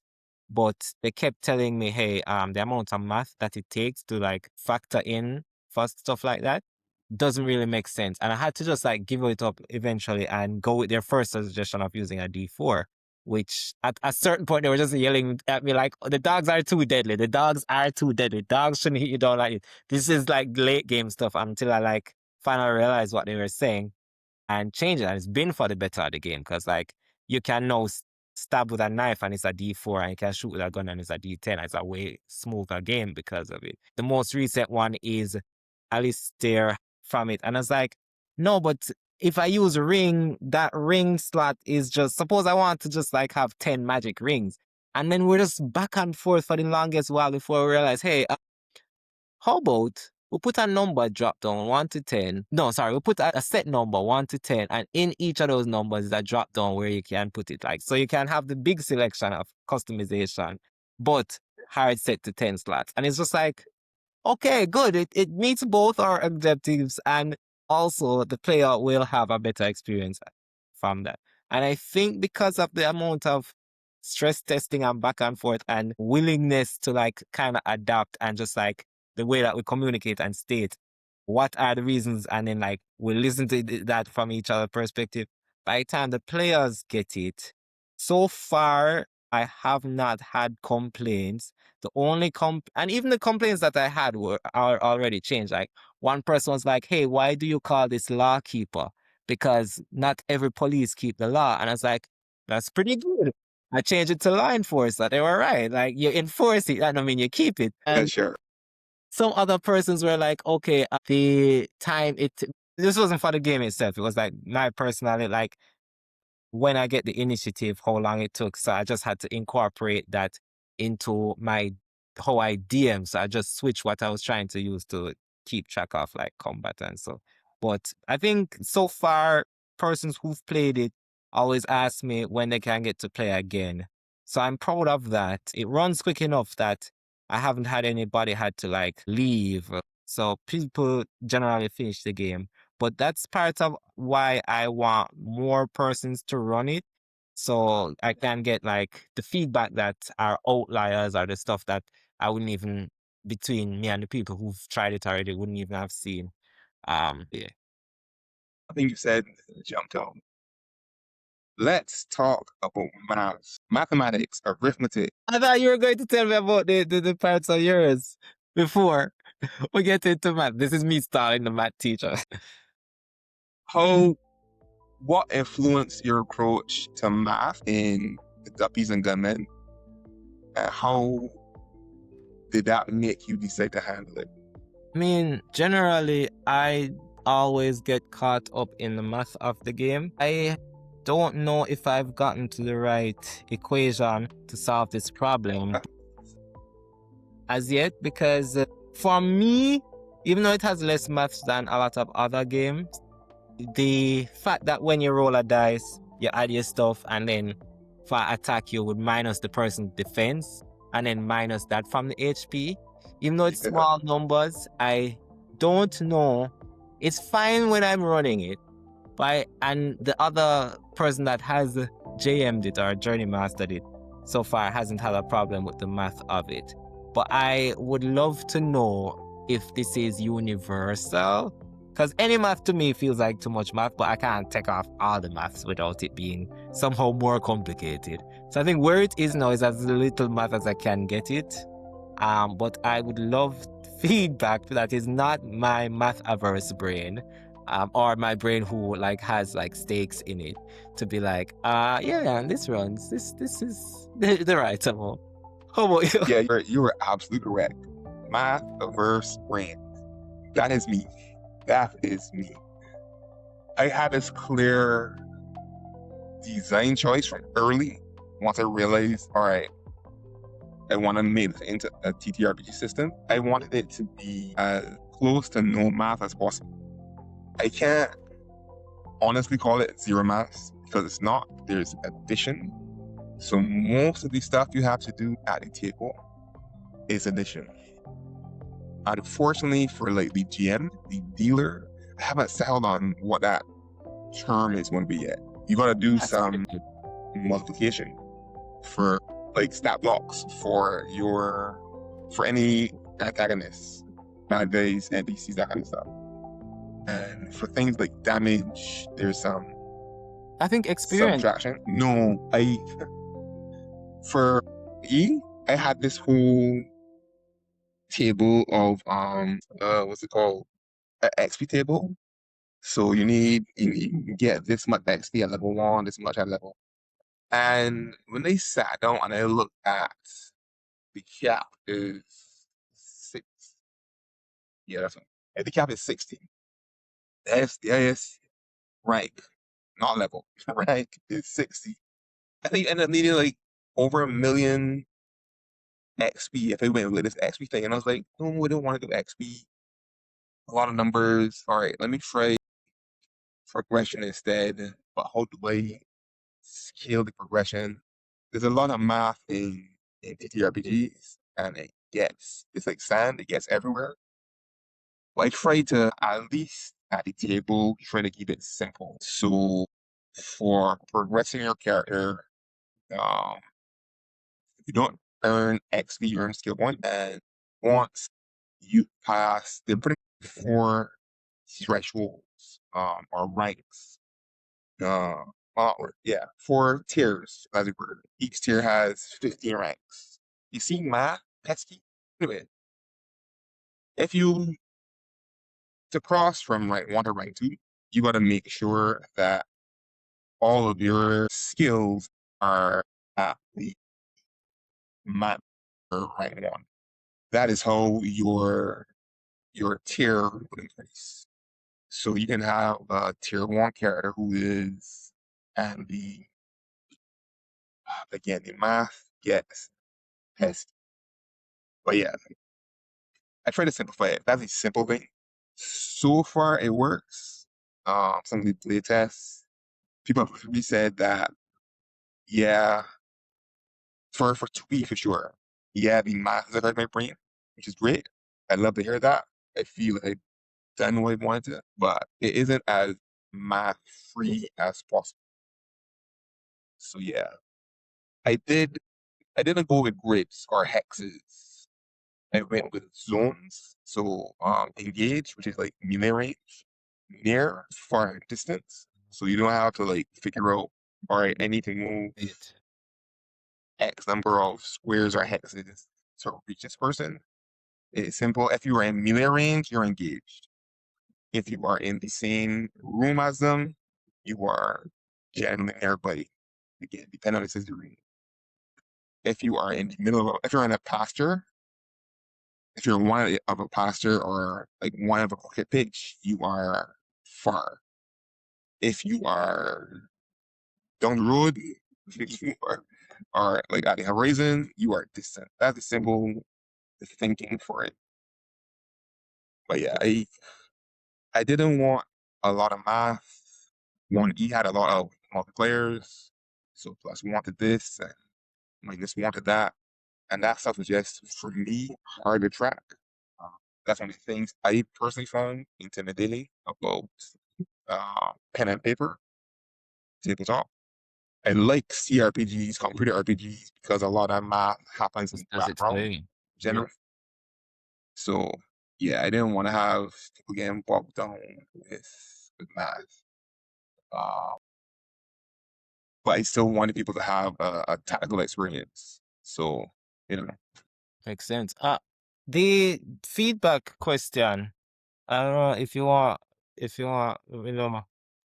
of your experience in terms of getting the feedback, responding to it, having to like process it and make sense of it. Because sometimes it might not make sense from the jump. so my approach with feedback is being willing to ask for feedback, but recognizing that I don't have to take the feedback if it doesn't make sense. Because in a lot of cases, everybody would have an opinion, and it feels like that opinion masquerades as feedback in some cases, but it's an opinion. So a challenge for me as something I have to work through on a daily basis is figuring out that distinction. Yeah. Is this advice I can use? Is it just an opinion or preference? Can I take this advice? Would it, improve things, or can I disregard it? Because I've actually had the experience with like entrepreneurship where somebody, particularly if they're like a mentor, they're giving you feedback. The fact that they're a mentor might give it like a disproportionate weight. So you take it because here is a mentor figure giving you the benefit of their wisdom, but it might just be their opinion. So having very clear like design philosophies, design choices, and knowing what those are helps, because if somebody says maybe you should use dice instead to make Monsters and Myths more accessible, I'm like, nothing, because dice isn't part of the design philosophy for Monsters and Myths. What I like about how the playtests have been done is that they were all online, and they were all recorded. So I was able to like get transcripts for each actual play, each playtest, and kind of stuff, and just read it. And it didn't feel, reading it as text gave me a layer of separation. Mhm. So when you get or for me, when I get advice verbally, you kind of like gotta process it or remember it, or maybe scramble to write it down. And there's a lot of pressure at that point. But if I've got a transcript, I can sit down, I can read it, I can be like, sit down, mull it over, give it a bit more time to percolate. I can go back and watch the video and say, all right, this thing happened at 30 minutes in. Let me see what the context was, like in the moment. And then from there to say, yeah, this makes sense. No, this doesn't make sense. Or no, this doesn't make sense right now. Yeah. I got one, so playing with you and Jen, this was the last like live play done. Some of the feedback was about companions, animal companions. And I was like, I never really thought about it. And I was like, I'm not against it. It actually sounds kind of cool. And Genixie, her character and having like a ghost twin companion was cool. Like as a GM, I didn't mind that. It was a real interesting experience. But I didn't feel like I could get it to fit right now. And that's the thing I realized. There's a reason why you have like D&D and whatever has all these expansions and supplements and stuff. I shouldn't feel forced to include everything right now. That's the thing I realized. Like there's nothing wrong with like saying, all right, this sounds good, or it doesn't really fit right now, but that doesn't make it bad. Let me make a note of it, put it aside, and come back to it later. Because then expansion. Yeah, I think written feedback is top tier because, like, verbally, like as you said, there's like this a lot goes on when it's just like verbal and you have to like process it and like, is it a tone? Is it, but like, because I think most of the communication is written, there's a lot of times where I like have to stop myself like from one side of the argument, like literally scroll back up and be like, okay, no, this is actually making sense. I'm making less sense here. So like the written is, I think, superior to like just hearing it because I think just hearing it is defensive and then you remember incorrectly and stuff versus when it's written down. The companions, yeah, as you say, you can roll it out. Like you can also revisit. It doesn't have to be the first time you hear something that you're like, oh, sure, it could always be like, if this comes up again, if this come back up again. I wasn't even thinking in terms of companions, I realized for that particular thing. I was thinking just the biodiversity overall. But yeah, I mean, it is it may come up. I don't know if it necessarily has to, but once again, first edition, second edition, third edition. I think unfortunately or fortunately, I feel like for both these games, we're both going to be sort of locked in a sort of dance where things get updated as people play it and as like people hear about it. Like, I don't think it's just like a book you write and put on and it's done, or like a trilogy where like you know when it's going to end. This feels like something that is going to get updated as things come in. If it is anything like a lot of TTRPGs in the space, because they basically take on a life of their own at a certain point. Yeah, that is my lived experience. Like when I did that back kid campaign last year, I was feeling, and maybe had this thing we have in this chat. Basically, there's a difference between finish and done. And at that point, I felt finished. Like, okay, I've reached a point where I can put this up there. And the amazing and frustrating thing about playing the game with people is that you almost always encounter something you didn't see. So this is the question I had from earlier. How do you deal with your perspective on this game? Because clearly you got a clear idea of what Duppies and Gunmen is and what's it about. How do you deal with that perspective being received differently from people? Has it been received differently? Yes. Or what do people get about it Is it aligned? Is it the same as what you think it is? I am going to touch on two things because, for one, I want to do like a DM training exercise just to get some persons in the Jamaica role-playing game group more acclimatized to DMing, so I can get like more DMs in the space and more people playing, because like you are limited by the amount of persons who can run games or do game master. So getting more of those people, because what that touches on is, sure, getting more people to play other games. Eventually, I would love to get more people to play Duppies and Gunmen, in that when I am running a game as the journey master, I have a particular vision, but it's the vision that the book is written in. And this was just the co-writer. So like when Alistair was running a game and I was a player, there were so many things that I had to accept that this is a deviation from the way that I would have put it, and just kind of sit in that back seat and try not to try to like reach for any steering wheel, and just just experience it as a player. And even that was, there were a lot of moments where it felt like I don't know where my differences in how it would be run is just a personal diversion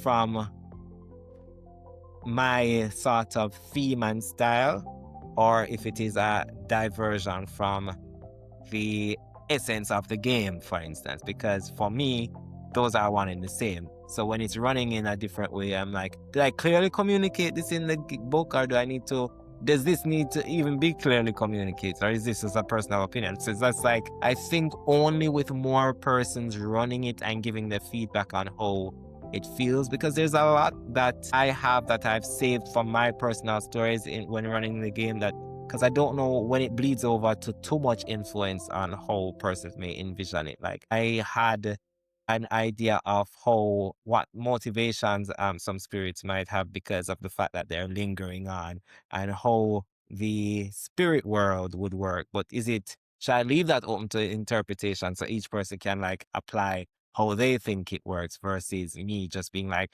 this is how it works in Duppies and Gunmen. So like that part I think only becomes clear after a few other persons run it and are like, well, I enjoyed being able to do so and so. And then I also know I need to brace myself, because there are a lot of cases where it will be like, but that's not what I pictured at all. And then I'll just have to either stick in my foot in and be like, no, this is Duppies and Gunmen, this is how it works, or accept that I have given something that allows for creative control, and that's what a TTRPG is, and you can tweak it. Because the way I've been running any system that I've run isn't probably not in the vision of Gary Gygax. Probably don't know, like he wouldn't look at any of the D&D games I run and be like, no, it wasn't supposed to be in a fairy tale world. No, you're not supposed to play as bugs. What do you mean a fully underwater campaign? Like it, or Stone Age, why did you take away metal? So like I have to accept that the same way I will like merge things into what I want, persons will do for the game. And I don't know how I'm going to take that experience. It's going to be fun. I'm just going to have to try to, as I said, take a back seat and not reach for steering wheels. Because similarly, like I go ahead. run Monsters and Myths, and I am sort of nervous if I have you at my table, because I don't know I know how it felt for me to see my game run otherwise. So it would be interesting to see how it is for you. I am looking forward to that. So, all right. So the first out of my head exposure from Monsters and Myths was with Drew from Barbadian and Dragon. I had reached out to him and I sent him a bunch of material, and I felt very conflicted. It's like, how much do I need to send him for him to run this, and how much is too much, you know? So I kind of like tried to pull out like what I hope was a sufficient like a GM intro kit for Monsters and Myths. So both for the understanding system and both for the first adventure, Village of Yonder. But I told myself I wasn't going to be a player. I hosted the stream, and I just sat back with my mic muted, and I just took it in. I enjoyed the experience because Drew is, I think, a really good GM. He is very descriptive and richly descriptive, and so even though I gave him like the ingredients, I gave him the mechanics, I gave him the character descriptions and a synopsis for the narrative and stuff, he made the experience of this shared narrative for me cool as heck. And it allowed me to see Monsters and Myths through somebody else's perspective. And the thing that I like is that it held up. You know, it didn't suddenly break out of the way. Drew did suggest how to work out defense in 1E. So that was like super helpful and props to him. But as an experience, I loved it, you know, and I loved seeing the reactions of the players. I like how the thing I found in terms of creating a story and getting it out there in front of people is when people make that story their own. For me, that's when they feel like they've done a good job. They're not like distracted, like they're not, their suspension of disbelief isn't broken. They don't spend more time thinking, oh well, that's not how this is supposed to work or like that. They're able to get into it. They created like very cool characters, and they brought to life in a way that was amazing, I think, you know. So it showed their I guess experience as tabletop players. But it was fun to see. I am looking forward to having other people GM Monsters and Myths. But kind of like what you pointed out too, there's always more people who want to play than there are people who GM. Recognizing that was one of the big things they wanted to deal with, to tackle with 2E, like making it more solo role player oriented, so that you don't need a GM to run it. I spent what felt like a lot of time making different tools, so that, because that was kind of like the feedback from Drew with that first, like that one E play test. He wanted more between, I think, that and actually finishing the layout for the book for the crowdfunder. I went and did, all right, let me make more tools for GMs. And then I was like, why just make tools for GMs? Why not make tools so that somebody by themselves can sit down and play I mean, the that is Monster and Myths adventure? they just become GM and player. But Yeah. Monsters and Myth does lend itself to solo play based on just the fact that the card draw. There are some games that use cards that are solo RPGs that do fit that sort of scope. So, well, yeah, it does lend itself to that. And then the game with Bard and Drew, that is, I think, my main introduction to you guys. So yeah, I mean, it was pretty engaging. I did sit through it because I was like, okay, this is awesome, because I've been hoping more Caribbean persons would record like sessions, and then for it to also be an original game, I was like, okay, this is like right up my alley. So I like ended up listening to it, and like I think, yeah, that is how the initial meeting happened. So yeah, Yeah. job. I think, what was it? Alistair reached out. Well, I think it was Alistair, because it was I just an told email Alistair from, about it after seeing the stream. I was like, hey, there are other persons doing this, and then yeah. like they have a stream up. Check this out. Yeah, so yeah, because I got an email from you guys like around the same crowdfunder, and I think Alistair's question was like, okay, if I miss the crowdfunder, I'm like, how can I still, like, can I get a copy or something? You know, figuring out. But yeah, man, I'm not terrified of other people playing. I really want other people to play Monsters and Myths. whether it's like a GM-led thing, whether it's solo play, whether it's like GM-free. At this point, I don't care. I want people to play. I think that is, and I feel happy having made it, but I don't want to be one of those creatives where you create something you think is cool, and then you put it in a drawer, or you put it on your hard drive or whatever, your cloud storage or wherever, and you just leave it. You know, I want people to play it, man. I want people to hopefully enjoy it. But yeah, that's it. Yeah, I mean, that is for now. That's why I have like the version out just on duppiesandgunmen.com where they can where anyone really interested can kind of see where the book is.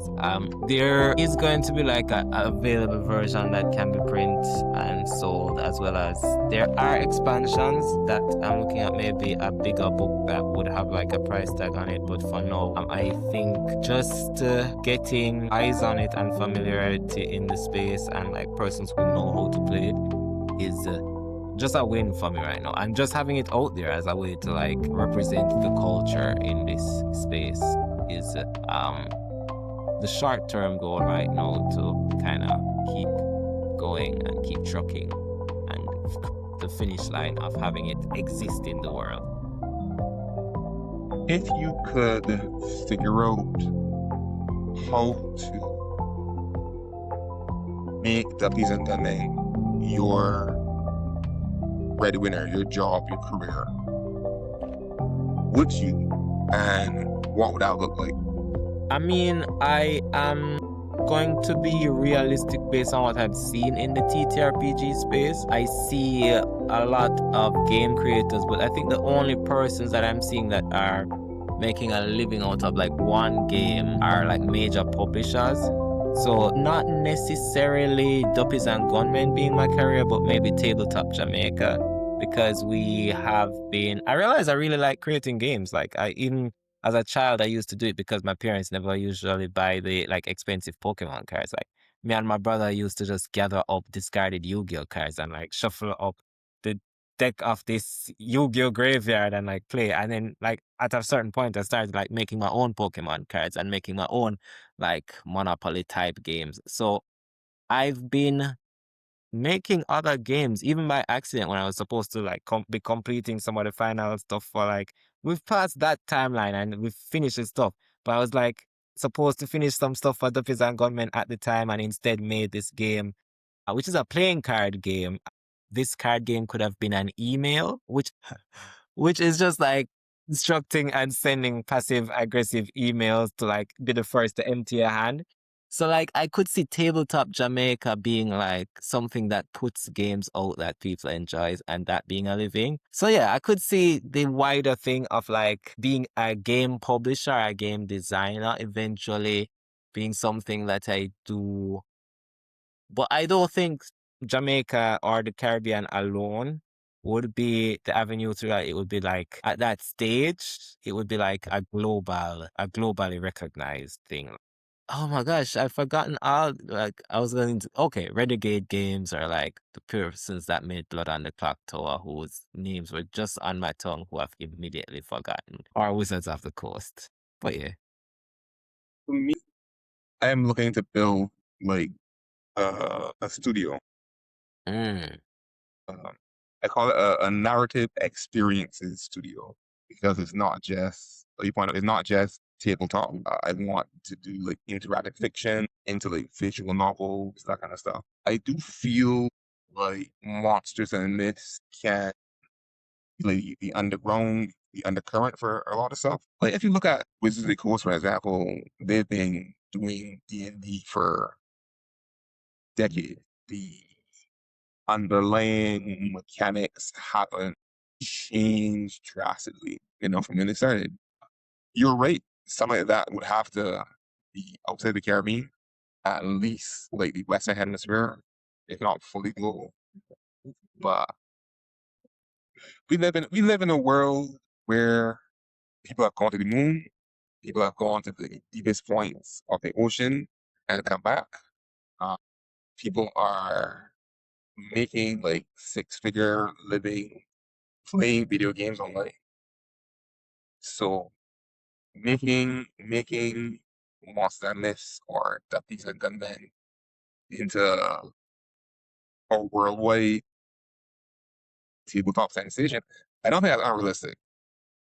I do think it's going to be super, super hard for a bunch of different reasons, but it's possible, man. And I don't think that talented people, from what I know of you, Andre, I think you're a talented guy. I don't think talented people should have to struggle, or just accept struggle because of where they are, or accept like, okay, being a tabletop game designer is a hobby. But I'm gonna go work in a bank or something. Not in 2026, man. Like, would it be hard? Yes, but is it possible? I don't think so, man. Internet, we can't just be sending like porn and cat videos on the internet. We could use it to like connect with people. Uh, if there are, I don't know, 5,000 tabletop players in Jamaica, I don't know how many, maybe there are more. Since you can't find like 5,000 more in a single state in the US or province in Canada or something, just about having not just the ambition, but just like figuring out the mechanics of how to make that work. Because I don't want to do crimes, man. Like, I'm not pretty enough for prison. I'm too pretty for prison. It's good to know your word. It's good to know your word.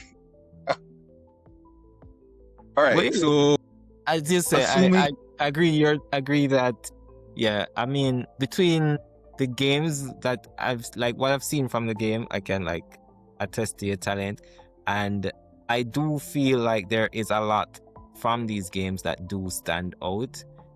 So yeah, it being able to stand on its own and it being able to like be a source of revenue. I don't know why it shouldn't even feel dirty to say like to make a game as a source of revenue. But it sort of does, and I think it's because like it feels like artists, especially here, artists aren't supposed to like feel like they can eat and live and survive off what they've created. But yeah, which is crazy. Yeah. I am terrible at movie quotes. I wish I was. I've got friends that remember movie quotes for years and are able to say them accurately. But the Joker in, I think, The Dark Knight, he said something along the lines of, if you're good at something, why do it for free? I mean, I don't want to be taking cues from the Joker, but it makes a certain sense. So I think we should be past the point in the Caribbean where you have talented people in like creative spaces just struggling. I think we're past that point. I don't think because of like the internet, we are as confined to the limits of our borders. I don't. Like, I've met you and we live in two different countries, like pretty much at opposite ends of the Caribbean. It would be cool if we could like connect people at Gen Con and say, hey, yeah, we want to come to Gen Con. Can you make it happen? If you're watching this, in the same spirit that, because I did message you over YouTube and then like tell Alistair to email you. In the same spirit, I have reached out to Gen Con to be like, hey, friends, I'm in Jamaica and I'm not on your grant. I'd love to go. Also, I have this friend in Barbados. He's not on it either. I did reach out to them and they said email them. So I emailed them. So we'll see. Yeah. Sweet. I did not mention it because there's no promise or no, like they haven't gotten back to me after that, the first round of emails. So like, I don't want A, jinx anything or two, get any hopes up. But I did just want to mention that, yeah, no, I wasn't going to just sit on that and accept it. I did message them. That is amazing. If it works, great, but nothing's really lost by asking, I think. So, all right. So here's a question. Apparently, the Barbadian Prime Minister, Mia Amor Molly, is super popular globally, right? I don't remember who the Prime Minister is for Jamaica right now. Andrew, But it's just if this dude named Andrew. It's just this dude named Andrew. this dude named Andrew, The right Jamaica honorary. is Jamaica is well. I love Jamaica. All right, this dude named Andrew. All right, so if you could get this dude named Andrew and this woman named Mia, I go ahead and shoot out by calling them in chicks and not trying to be offensive, but anyway. So if we get the Jamaican Prime Minister to play Duppies and Gunmen, like how would what would that look like for you? I think I'm ambitious enough to try. I do think, like, if I did meet Andrew Holness in any capacity, I'd be like, hey, there's a game that I would love for you to try. It represents so much of our culture, and it is a growing space.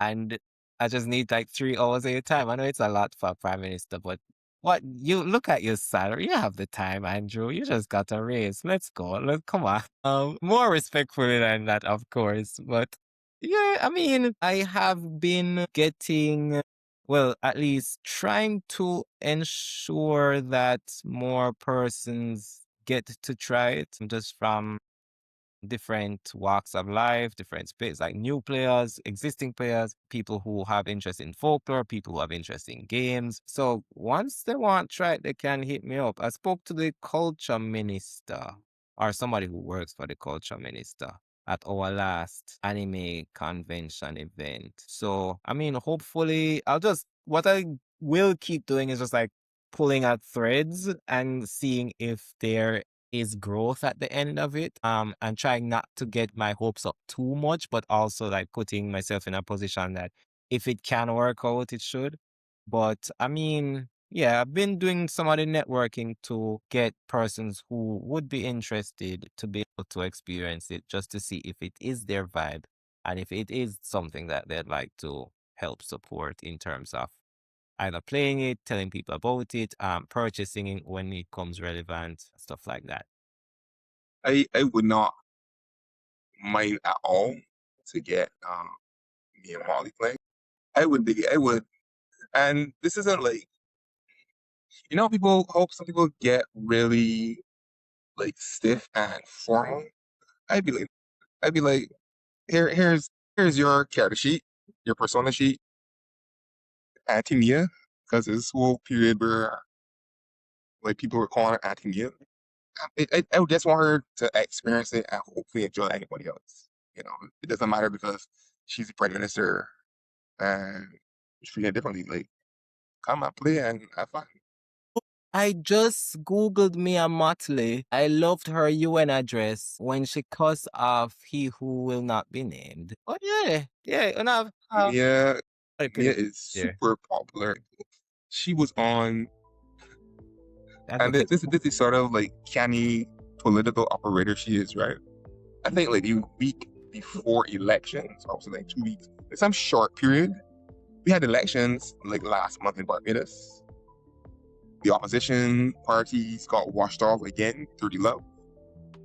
But like a short period before election, she was on YouTube talking to Trevor Noah. And I'm like, wow. I like. No, but her UN address would get her with Trevor Noah because she's spitting some pints. She's spitting some. Now she does. Where credit is due.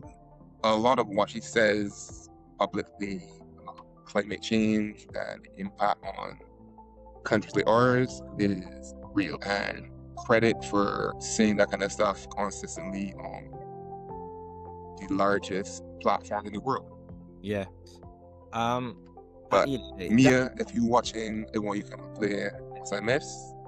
Let me know when you got that time. I would do a quick one shot or something, and message me on Instagram or something, man. YouTube. And something.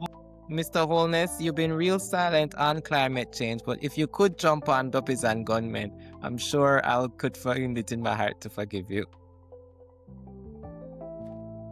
All right, you can get that message out there. Again, no clue if anybody if that goes anywhere. Here's the thing. I really we could talk all night, literally, like don't, or at least let me talk again. But here's the challenge with like doing this sort of stuff. Yes, we've got the internet. Yes, the internet is able to reach people pretty much anywhere in the world, but it's super hard for us here in the Caribbean because even if like the TT Jamaica YouTube channel, like and subscribe people, or the Monster and Myths RPG channel, again, like and subscribe, even if we get like 1 million views for a collection of videos or even just one, that doesn't translate into money for us. You know, there are entire segments of what is called the creator economy where people are just making videos on YouTube and posting them, and you know, they're getting from YouTube shiny little diamond plaques and things. I don't know anybody in the Caribbean with one of those. I mean, well, there are Jamaicans who have gotten that level of notoriety. And Yeah, that props. does allow me to realize that the culture does push, like, globally. It does carry some weight globally. But it's not, it's very like musicians and like influencers and like travel bloggers might. Not a lot, but just like a few have been able to cross that little influencer threshold. Maybe not the plaques and diamond, but at least to make social media and YouTube sort of their job. At least front facing. They could just be like scamming in the back end and we don't know. Or just have like person that mind them and we don't know. But or some other side job. But yeah, I feel as if I've been sort of in this space of doing different content in case there is international, because I realize that I don't want to necessarily box myself into tabletop Jamaica only being for Jamaican tabletop content. I don't have to box myself there. I could ensure that the content is applicable internationally and that persons abroad can have some use for whatever I'm putting out. So I've been trying to, in between trying to play test the Duppies and Gunmen, ensuring that if there is something that I might find interesting or useful to the board game and tabletop community, that I try to include that as well. I think the best performing video on my channel ever is about what it would look like if you take fairy tale characters and drop it into a D&D world. Nice. Vastly outperformed anything else I put on. It takes a different sort of mind frame to go on from like, okay, I enjoy doing this. I'm going to play a game, write a game, and then put it up on the internet to change that to what do people want or what will help people. So it's finding maybe the balance of that. But even so, I don't even know if there is an avenue for making like a ton of YouTube money. But there is a person that has inspired me, Pointy Hat. He even posts about TTRPG and lives in a like faraway place from like the Americas. Like he's also on an island and he has hundreds of thousands of subscribers and gets invited to events in the US to play just because of his tabletop content. And I'm realizing that there is a chance, Nice. there is an avenue if if the content is at an international level, there is the opportunity for that. But then when Pointy Hat goes into his sort of process and what he's putting out and how he's utilizing his art skills and like there's so much that he's doing behind the scenes. It is almost like a whole job. Well, it is not almost. It's literally a job unto itself. He has like a whole editor that he's had to hire. He almost had a panic attack had a panic attack from like his first event. So there's a commitment that goes in beforehand that it might work out and it could maybe be the next underdog and point at, but also there is always the possibility that I just dunk a bunch of hours into a video, put it out in the world, and then like the algo doesn't turn up much. Yeah. So doing it for enjoyment is also like important. But I'm just going to try to make things that stand the test of time in some way and let the cards fall where they may. That's completely fair. For me, I spent like the last 7 years doing training for entrepreneurship so I could build out a business before Monsters and Myths. I think that was taking up all my time, building out a mobile distribution platform for carrying comic books, all the comics, because I saw that there was this gap there. If you, as a comic creator from the Caribbean, you want people to read your stuff, how are you going to do that? Yeah, you could probably put it on like Amazon or wherever, but you're going to get lost in the shuffle of thousands of other creators, other books, other publications, that kind of stuff. So we, how the idea, it went through like 3 different accelerator programs, refining what all the comic is and how it function through that period. And I reached a point over a year ago where I realized I was burned out. In a lot of ways, doing Monsters and Myths was a way to deal with that, because there's so much pressure in the Caribbean to make something of yourself, be a contributing member to society, to pay your taxes and that kind of thing, to have a life that society thinks you should have. Carla, baller.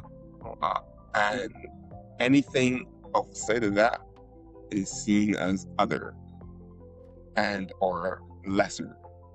And I've had conversations at different levels with like funders and investors and stuff. I'm saying, hey, yeah, this is what I'm building. So my team is building, that kind of stuff.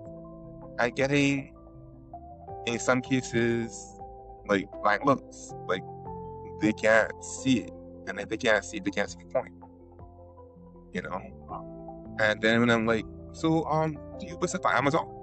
Oh yeah, I buy this and that, or I read this book on Amazon, Kindle Unlimited, and then like, it's like that guy with the meme, the see Heartman, a black guy that just says like,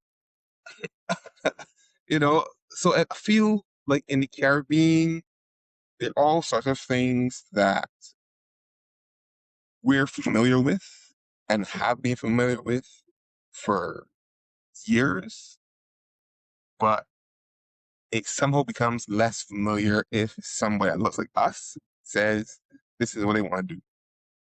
Yeah. And that doesn't make sense, but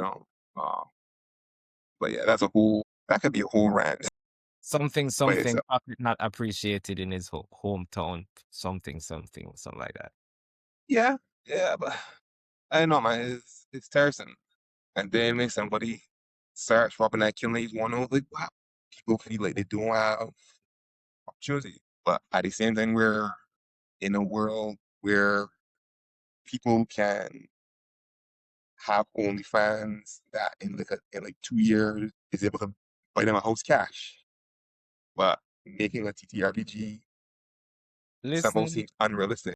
I'm not knocking the hustle if they can get the house in 2 years. Good on them, Good on them for true, But it's not knocking the hustle. It is knocking the lack of support otherwise.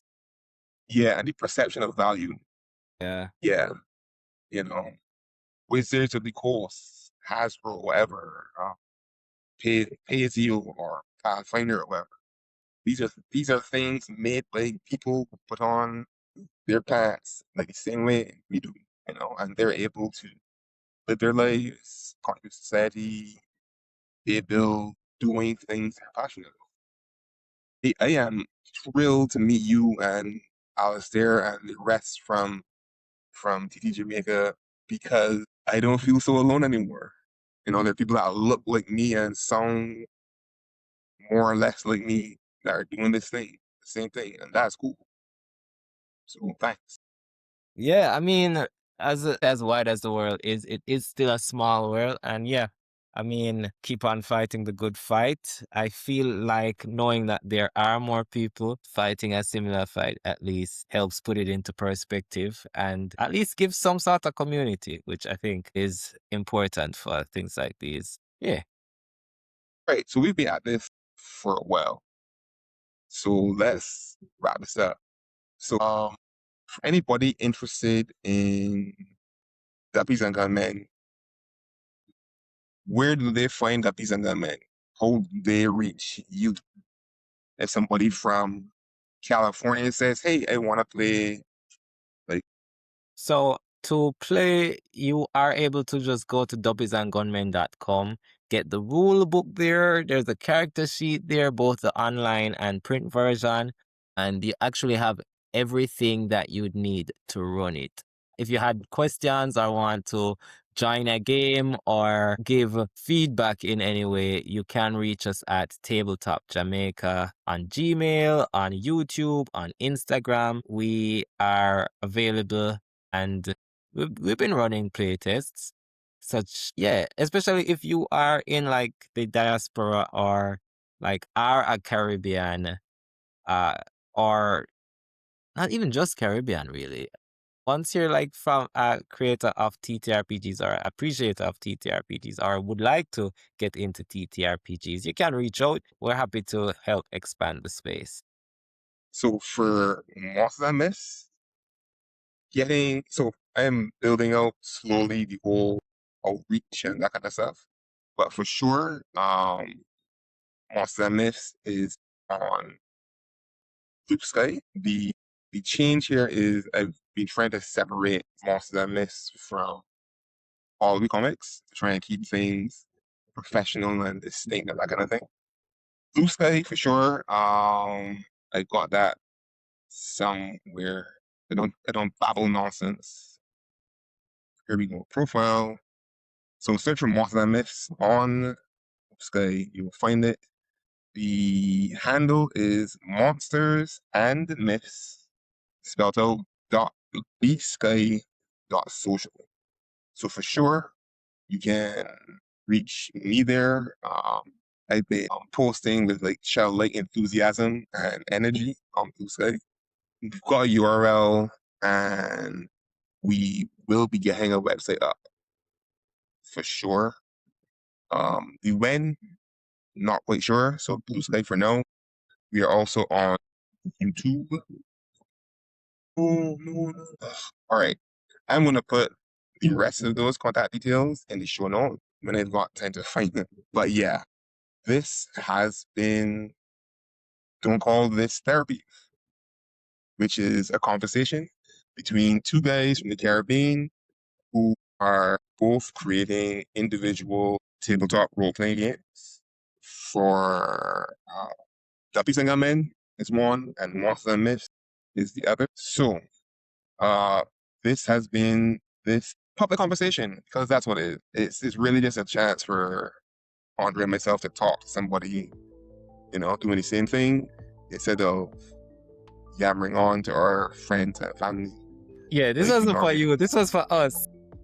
Yeah, this was for us. But don't call this therapy. That's us for now. Peace, people. Peace.